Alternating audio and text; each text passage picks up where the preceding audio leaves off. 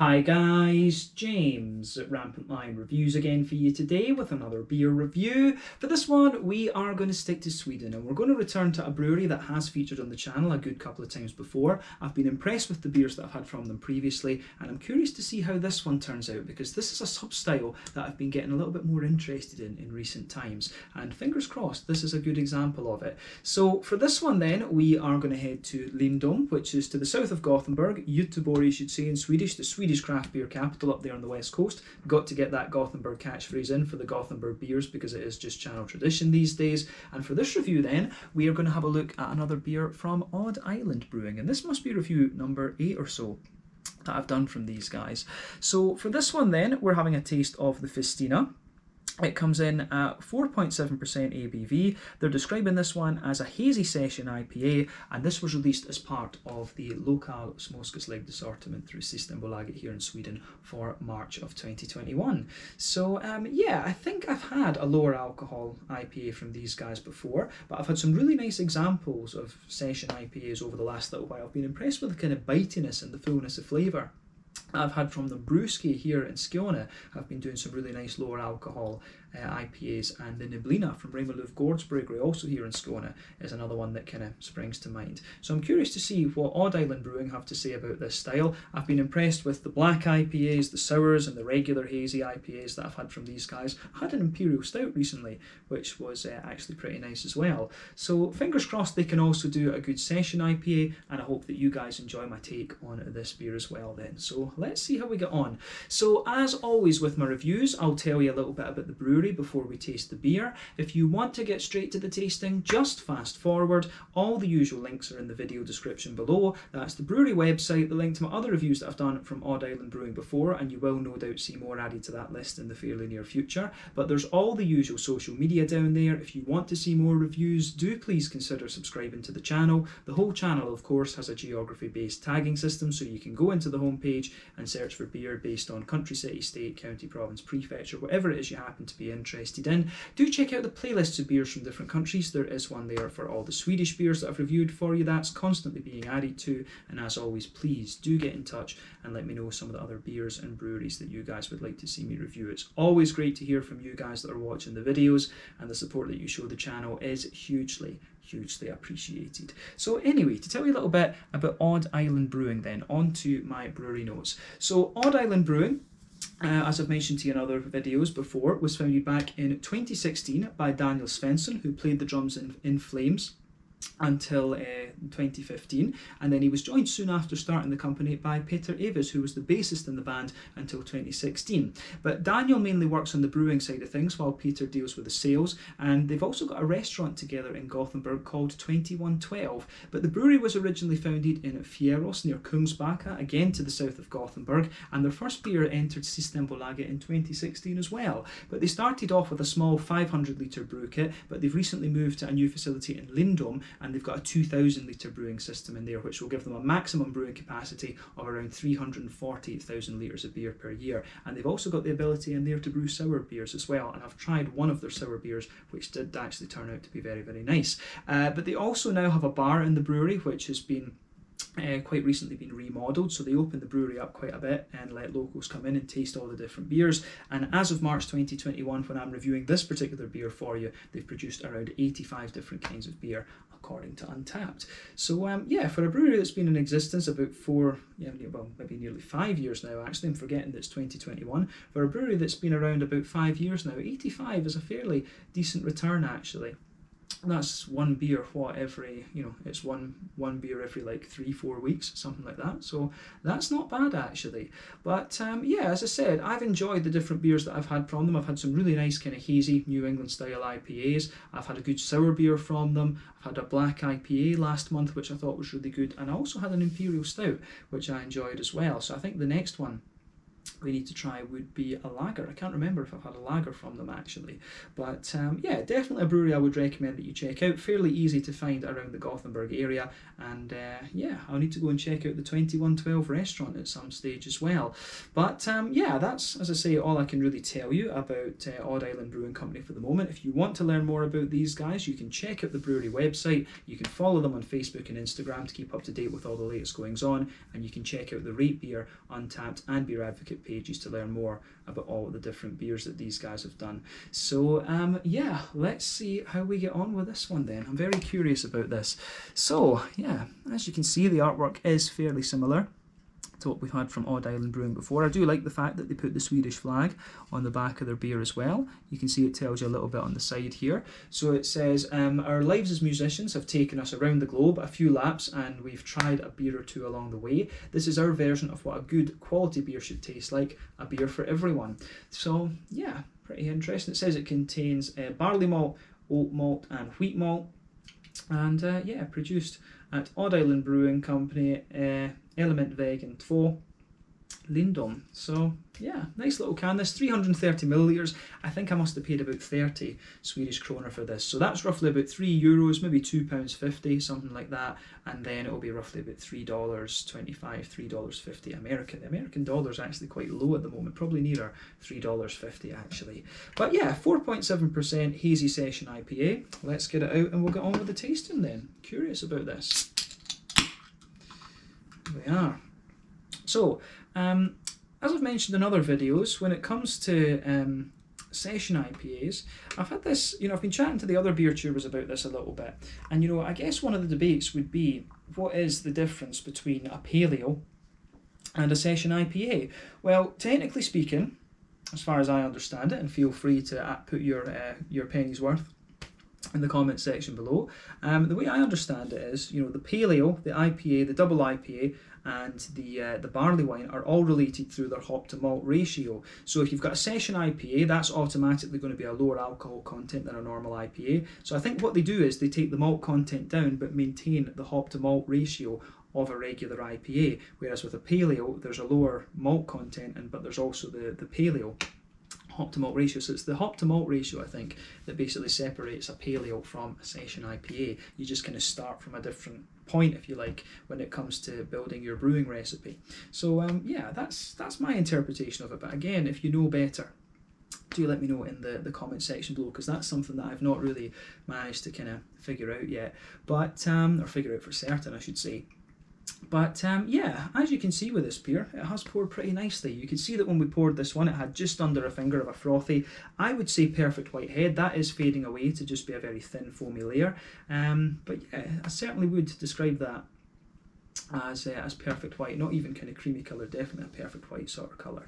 But yeah, there's one or two big bubbles sticking towards the side of the glass, a few little ones going up towards the bottom of the head there, but overall it does look pretty nice actually. In terms of colour, I would describe this one as a very bright yellow. I always like comparing these hazy New England sort of IPAs to different fruit juices, and I would certainly compare this to a lovely kind of bright mango juice actually. But remember, the colour of your beer is dependent on two things mainly. One, the type of malts that you use in the first instance, and two, the length of your wort boil. The longer you boil the wort, the more the sugars caramelise, thus you get a darker beer. But it's dependent, as I say, in the first instance on the type of malts that you use. Barrel aging and adjuncts also play a role in there, but not in this beer. That's, sours and things like that you have to start considering that. But yeah, the level of haze on this one isn't too much. I mean, it's got a little bit of a kind of more natural looking haze to it. But yeah, the haze in these beers is usually down to, the oats and the oat and wheat levels in the beer, and also the yeast can play a little role in there as well. But I mean, overall, it looks like a really nice beer, this one. And yeah, looks, I have to say, it's kind of typical of the style. I don't think there's much more we can say about the appearance in this one. So yeah, let's move on to the aroma then and see how we get on. But I will say, when I opened the can, I got a really nice kind of whiff of a few different things in there. So I think this one could be quite interesting actually. So let's go for it. That does smell pretty nice actually. It smells like a very straight shooting beer. I'll say that about it. But yeah, the aroma of this one is kind of quite nice. And I mean, if you're having a session IPA, you do want something that is just, quite straight up and quite drinkable. And I think that's what we're going to get out of this one.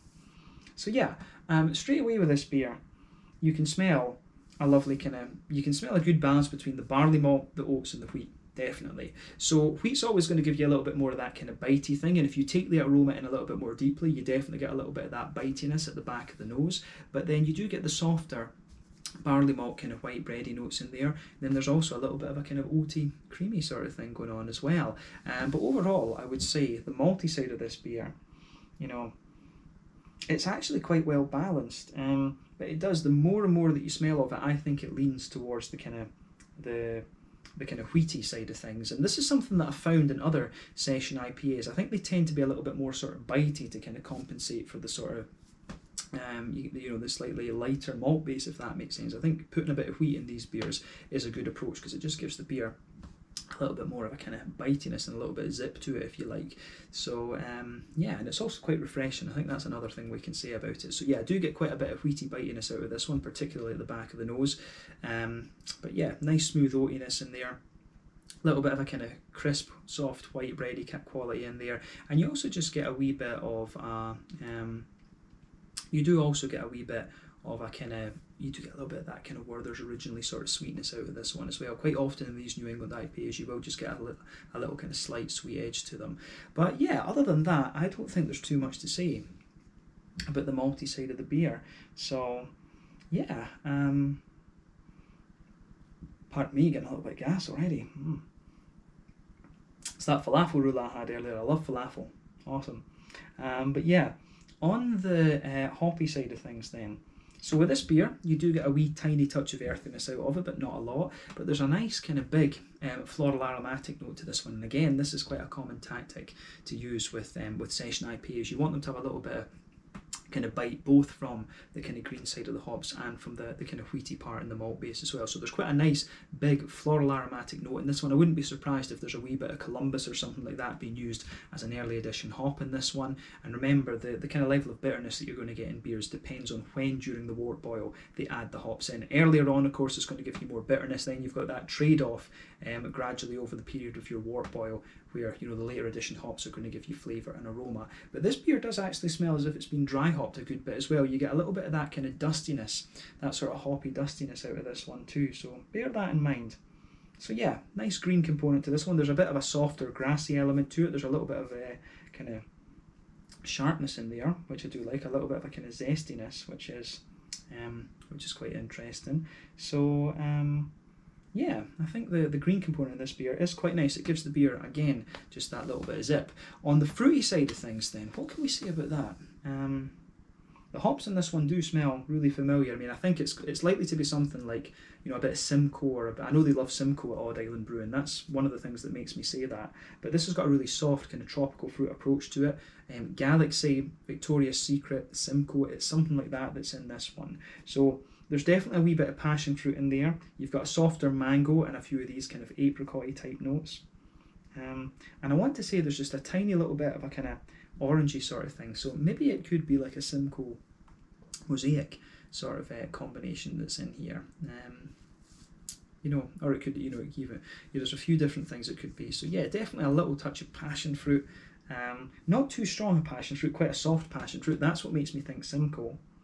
But yeah, there's a bit of, as I say, a bit of apricot in there as well. I want to say there's maybe a wee tiny bit of mango as well, and maybe even some lighter pineapple. So it could be some, you know, Idaho 7 is going to give you all of these sort of soft tropical notes as well. The other hop that comes to mind would be Eldorado, come to think of it, because it will give you a wee bit of that softer pineapple. But at the same time, you've also got a nice little bit of a kind of juicy orange in there. But the orange, I think, takes a back seat to the sort of tropical notes, so it's, and the orange isn't so oily, it's just very, very soft, if that makes sense. So definitely a more kind of tropical leaning New England IPA for me, and I really like how that side of thing goes together.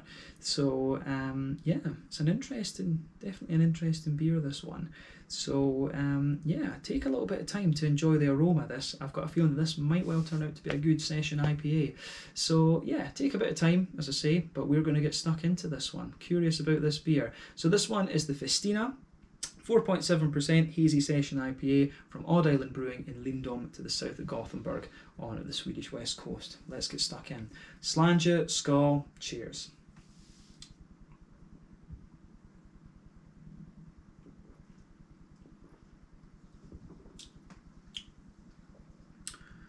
yeah, that's a pretty damn nice beer actually. As you'd expect from a Session IPA, very, very drinkable, very, very smooth. Not as bitey though as I expected it was going to be, I have to say. So that's an interesting point about this one.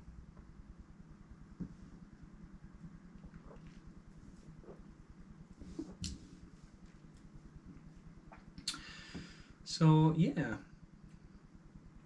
the fruity side of this beer is it's really nice as well. It's I think you get a little bit of bitiness and stuff builds in this one the further you go into the aftertaste.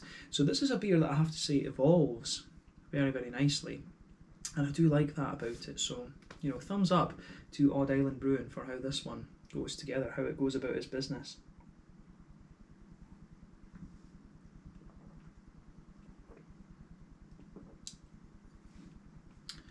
So yeah, where to begin with this one? Where to go with it?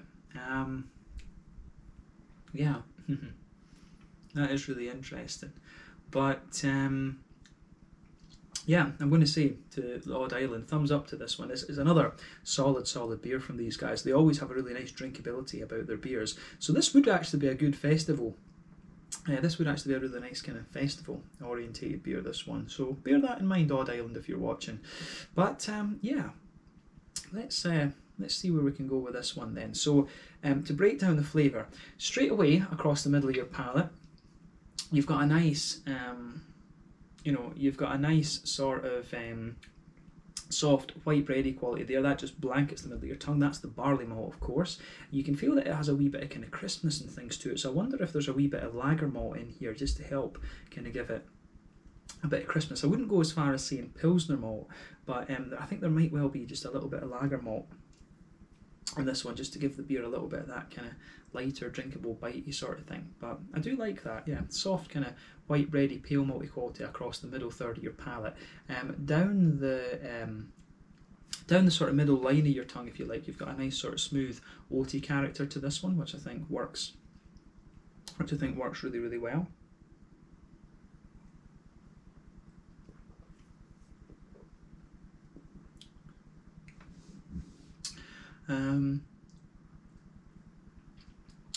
So yeah, I think the oaty smoothness just builds a little bit of contrast in the beer as well. It just smoothens out that middle third of your palate and stops it being sort of too crisp, if that makes sense, in making the beer dry. So I like how that works. But other than that, I don't think there's too much to say about that middle third of your palate. You will get a little bit of sweetness developing out of it in the very centre of your tongue, but you know, otherwise, I think it goes together pretty well. So yeah, a little bit of a kind of Werther's Original type quality in there.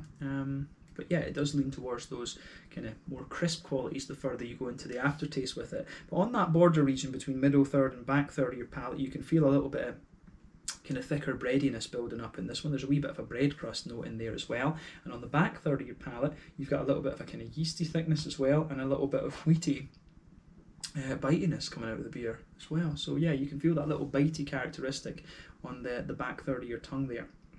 Definitely. So for a Session IPA, it's got the things that I would look for, absolutely. But yeah, in the back corners of the palate, and I think we've covered the malty and yeasty side of the beer fairly well at this point.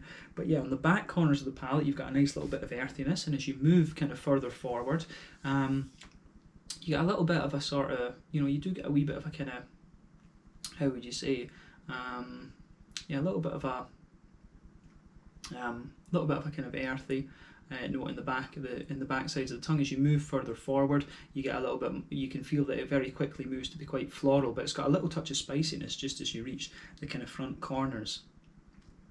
Just as you reach the kind of front corners of the palate as well. So yeah, I mean, I do like how that side of the beer goes together as well, come to think of it. So yeah, the green component in this beer, I think, also works very well with it. Round the front curve of the tongue, you've definitely got a little bit of a lighter sort of grassy kind of thing comes out of it. So yeah, it does work really well.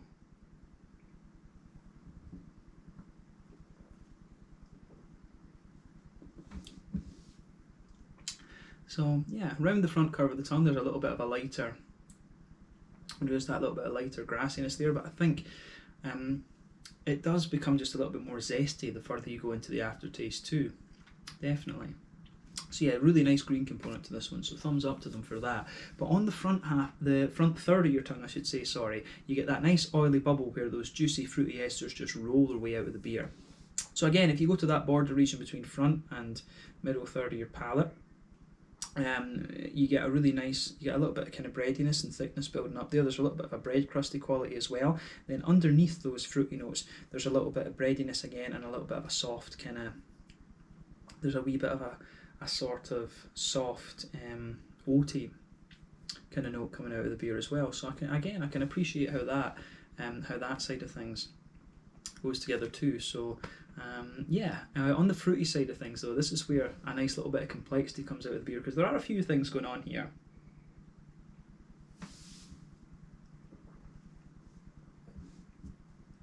So yeah, at the back of that front third of your palate, you definitely get a wee bit of a stronger passion fruit, but then you can feel that as you move further forward, it does develop a little bit more of a sort of mango-y type flavour, and then you get a little touch of kind of softer apricot-y, papaya, well, I'd say more apricot-y type things underneath, but I would say the tropical side of this beer is definitely more sort of, it's got a wee touch of passion fruit, quite a bit of mango, and then yeah, more apricot kind of underneath, but there is a wee touch of an orangey note on the kind of, on the front third of this palate, definitely. There's at the very front half of that front third of your tongue, you can feel it just it just becomes a little bit more oily, and there's a wee touch of a kind of orangey note in there. So I think there might be a wee bit of mosaic in this one. I always like playing guess the hops with these beers. I think there might be a little bit of mosaic, and then maybe a wee bit of Simcoe, or a little bit of, it could be El Dorado or Victoria's Secret or something like that. There's one of these slightly softer tropical hops in there as well.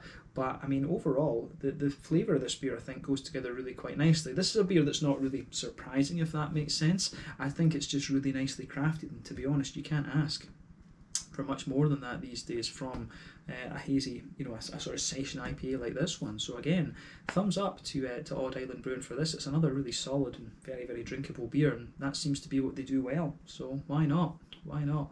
But yeah, in terms of the mouthfeel, and I think we've said all we need to about the flavour profile of this one. It's, as I say, very, very nice. But on the mouthfeel side of things, then I think this is fairly, straight down the line, if you like. It's right in the middle of the spectrum.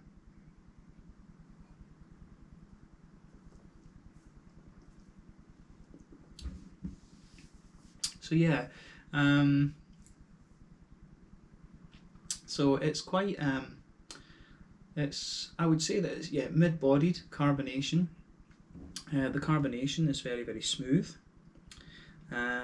It's got a little bit of slickness to it, this beer, and a little bit of smoothness, like I said, and overall the mouthfeel strikes me as being really nicely balanced. On the hoppy side of things, in terms of IBUs, I think this is a fairly standard 20-25 IBU beer. The malty side of things, it's got a nice bit of smoothness to it, as I say, but it does develop a little bit of bitiness, particularly as you go further into the aftertaste. You do get a nice little bit of, that bitiness, the wheaty bitiness builds a good bridge with the kind of big floral aromatic component the beer has. It gets a wee bit of zestiness on the front edge of the tongue as well. Then you've got some soft kind of juicy fruits to it also. So it's got everything you'd want from a hazy kind of session IPA, as they're calling it. So you can't knock this beer at all. I think it's really nicely executed, and that's what we've become accustomed to with Odd Island Brewing. So, hats off to them again. Another solid beer from them. So, yeah, let's leave it at that for this one, I think. So, yeah, this one was the Festina, a 4.7% hazy New England IPA from Odd Island Brewing in Lindome to the south of Gothenburg. Really nicely executed, and this is a brewery that I would recommend that you check out if you get the chance. So yeah, once again, thank you for watching my beer reviews. Until the next time, please like, subscribe, share, all the usual YouTube stuff. Let me know your own thoughts on this beer in the comment section below. Let me know what your favourite beers are from Odd Island Brewing. We will no doubt return to these guys at some point in the fairly near future, because they're always putting new beers out there. But I've enjoyed this one. I hope you guys enjoyed my take on it. Make sure you check out my social media, check out Odd Island Brewing, and I'll catch you guys in the next review. Slàinte, skål, cheers, and see you guys very soon.